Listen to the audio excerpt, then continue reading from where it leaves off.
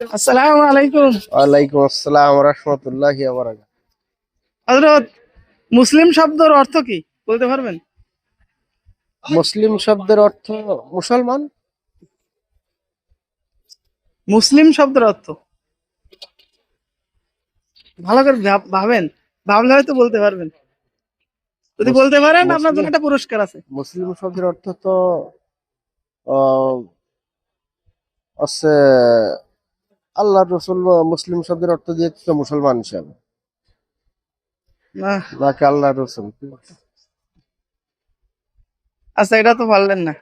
তাহলে বলেন, আহ, আমাদের শেষ নবী কত বছর বয়সে ইন্তেকাল করেন? 63 বছর বয়স। 63 বছর বয়স। 63 বছর। আলহামদুলিল্লাহ। তাহলে পুরস্কারটা কি পেয়ে যাবেন? দিব নাকি পুরস্কার?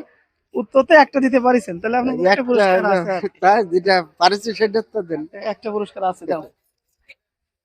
একটাই আছে, এটা আপনার দিয়ে দিই ভাই।